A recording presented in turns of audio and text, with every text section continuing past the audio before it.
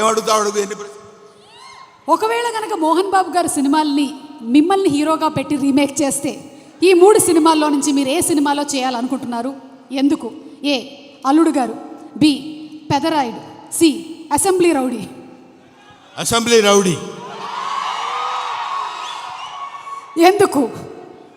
ఎప్పుడో చేసేవాడిని నన్ను. అసలు అసెంబ్లీ రౌడీలో ఫస్ట్ నన్నే అడిగారు, నేను రిజెక్ట్ చేశాను. ఎందుకంటే అది పూర్ సబ్జెక్ట్, దాని గురించి పెద్ద మనకెందుకు అనుకున్నాను.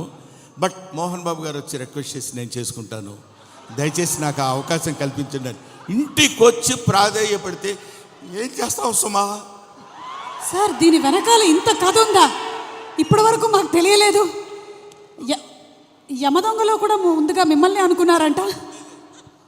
యమదొంగ నన్ను అడగలేదు, ఎందుకంటే ఆ యముడు అట్లాంటి క్యారెక్టర్లకు ఆయన సరిపోతాడు. బయట సరిపోతాడు, సినిమా సరిపోతాడు.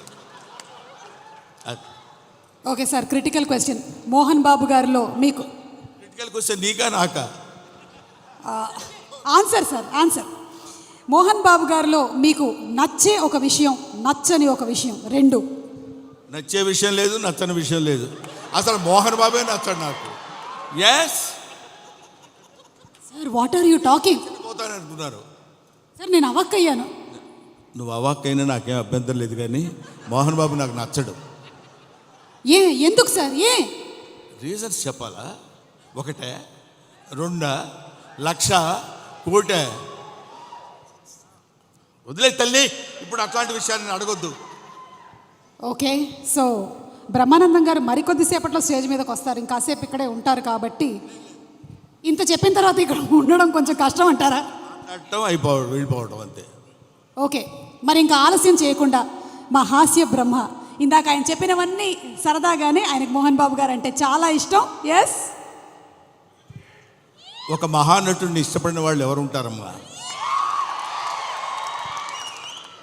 అంటే నేను ఒకసారి మోహన్ బాబు గారిని కూడా అడుగుదాం అనుకుంటున్నాను, ఆయన ఏం చెప్పాలనుకుంటున్నారో. ఇందాక మీరు చెప్పింది సార్, ఇందాక బ్రహ్మానందం గారు చెప్పిన దాని గురించి మీ స్పందన తెలుసుకోవాలనుకుంటున్నాం.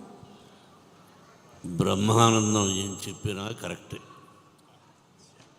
అంతేనంటారా సార్? అతనికి ఎదురు చెప్పడం నాకు ఇష్టం లేదు. I love him. అంటే బ్రహ్మానందం గారు పెద్ద డాన్ అంటారా? నేను భయపడుతూ ఉంటాను. బ్రహ్మానందం గారు అంటే మోహన్ బాబు గారు భయపడుతున్నారంటే ఇంకా నేను బ్రహ్మానందం గారంటే భయపడ్డు, నిజానికి భయపడతాడు. బ్రహ్మానందం అంటే నిజం, నిజం అంటే బ్రహ్మానందం. కాబట్టి మరి ఇక ఆలస్యం చేయకుండా మా హాస్య బ్రహ్మ, the Guinness book of world record holder, అలాగే పద్మశ్రీ అవార్డీ బ్రహ్మానందం గారిని సాధారణంగా వేదిక మీదకి రావాల్సిందిగా రిక్వెస్ట్ చేస్తున్నాము. కన్నప్ప సినిమాలో మనకి ఒక విభిన్నమైనటువంటి పాత్రతో కనిపించబోతున్నటువంటి బ్రహ్మానందం గారికి సాదర స్వాగతం పలుకుతూ కనిపిస్తున్నాము. అండ్